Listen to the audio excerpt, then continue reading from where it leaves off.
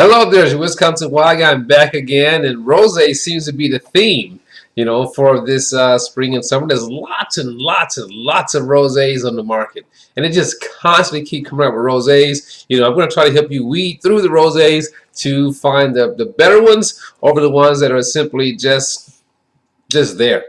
And it's a wine, but maybe you could do something different with that particular wine. Now, so today's show, oh, wait a minute. So these are wines you find on your everyday liquor store, grocery store, and some wine shop shelves. I have a very simple system. Thumbs up. I highly recommend that wine. 3/4. You know what? I would drink that, especially at a party. I wouldn't shy away from it. I may even get a bottle. Halfway. Definitely not for me, but maybe it could be for you. Give it a try. Let me know what you think in the comments. Thumbs down. Simply get that wine out of here. Don't even waste your time.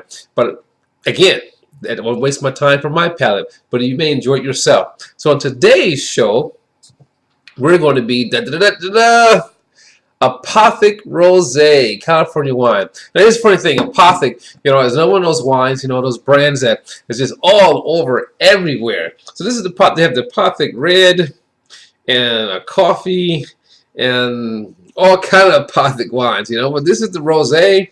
And let me see here. We have a 2018 vintage. Now, you know me, I like to know what the grapes are in the wine. I couldn't find much in the way of wine grapes for this particular one, but they say it's more in the Provence style, so probably a little bit of Syrah, a little bit of Mourvedre or whatever, but I couldn't find much in the way of grapes, for this particular wine. I don't know about you, but I don't like that. I don't like wines that don't have, good data information on the wines. I like to know. I like to know like residual sugar, things like that. But that's just one of my pet peeves. Let's give it a pour. Screw cap for those non-purists out there, but for the purists, it's not a cork, but screw cap.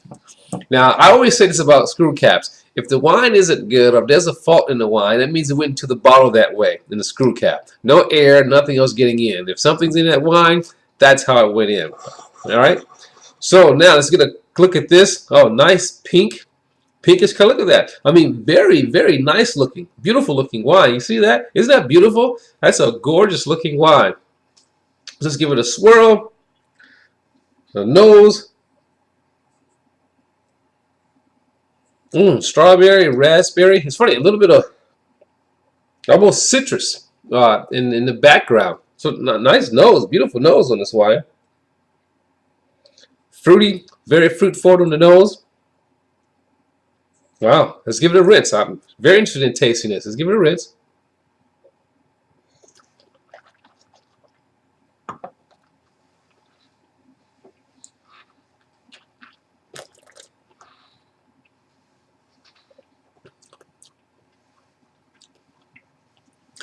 This is the acidity, wish I knew what grapes were, a deeper, grape character flavor to it,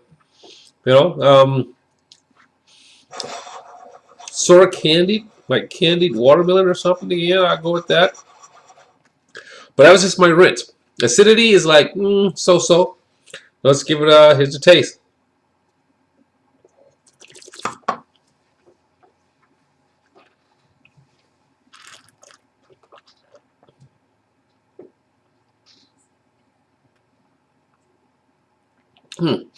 So, ready for taste.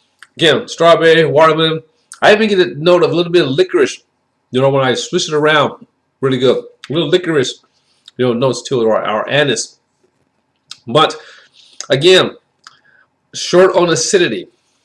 A day old, and I recall this not having quite a bit of acidity when I first had it, but short acidity. I like a wine to make my mouth water, whether it be white, rosé, or red. Make my mouth water. Let me know you're there.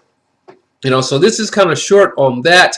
When it comes to acidity, and so it kind of makes it kind of flat, interesting to me. Let me give it one more taste to be sure.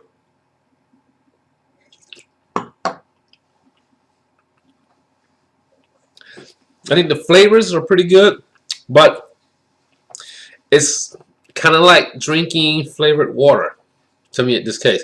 So Wisconsin wine guy is gonna give the Apothic Rosé a thumbs down. Uh, just not a fan. Just not a fan at all. There's not much I can say about it. I mean, I think it has a beautiful nose. I think the flavors are good, but it just doesn't work for my palate. So, 2018 Apothic Rosé, thumbs down. Hey, maybe to make a good sangria using a cocktail, but I couldn't drink this just simply on its own. So there you have it. So we'll see you next time when I review wines in your everyday stores. And as always, let your palate be the guide when selecting your wine. Bye.